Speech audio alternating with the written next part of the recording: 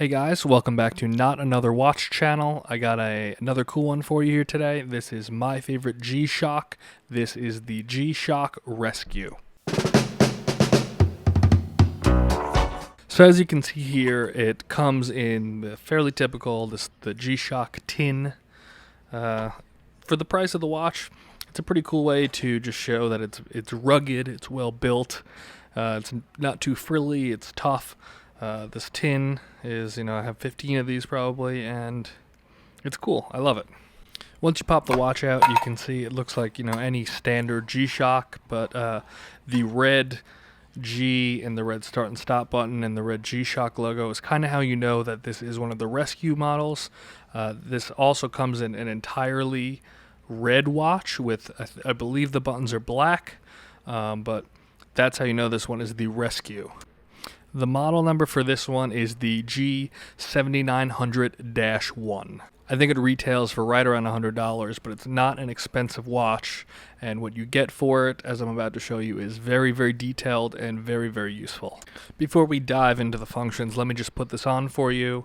As you can see, it wears large. Most G-Shocks do, but this one is a 50 millimeter case and it's a little over 17 millimeters thick.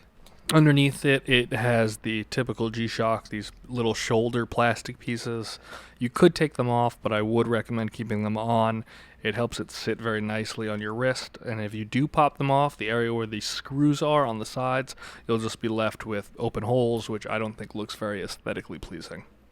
Here's a quick little shot of the Lume. You just hit the G on these watches, kind of similar to the Timex watches, and you get the Indiglo type luminescence. I believe this one, it's called electroluminescence, and it's kind of a bluish green color, but it's very even and it's very easy to read with it. Now let's dive into some of the modes of this watch. It is a primarily used for water sports type watch, so a lot of the things you're going to see are helpful in water type settings.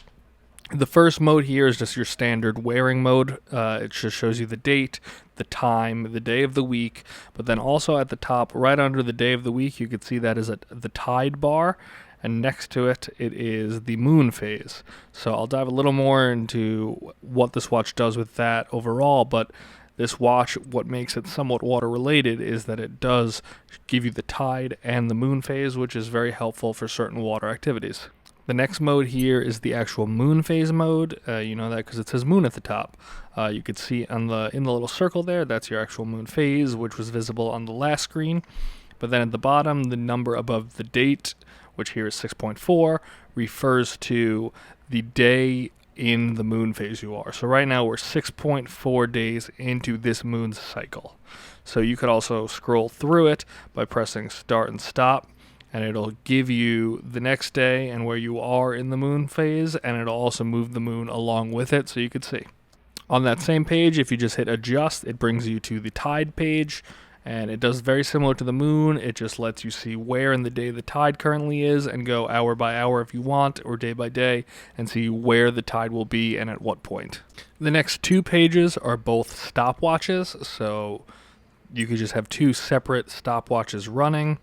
Nothing real crazy about them. You could just use it for maybe timing laps in a pool and then your overall time in the pool or whatever you need to do. You can just run two completely separate stopwatches. The next page is a timer that you can set a countdown for. At the top you see there's a little arrow.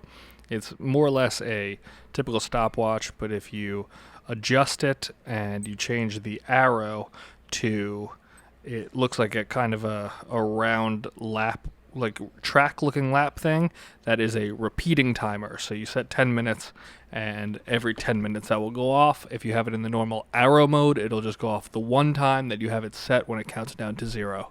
The page after that is your daily alarm. Use it to, tell you when to take your medicine, when to wake up in the morning, anything you need to do. It's just cool if you've been swimming and you know you have to get out of the pool in an hour to make it to your next meeting. Set your alarm. Typical alarm function, nothing too crazy about it, but the watch does have a built-in alarm function. Then the very last page is a world timer, which is set to every time zone and 48 different cities, so you could pick whichever one you want to also track on your watch, or whatever your home city is, or maybe where you're going on vacation, and you could just use it kind of like a GMT, and you keep that second time zone always in there, and it's a very useful function, and it's cool to have it on a watch with this purpose. Not sure why. I guess for some water reasons it's helpful, maybe boating, but it's cool to have a world timer built into a watch like this at this price point. Not going to bore you guys with too many other details. It's just your standard G-Shock otherwise, just black resin. But I wanted to show you guys a little bit about the different modes that this watch comes with.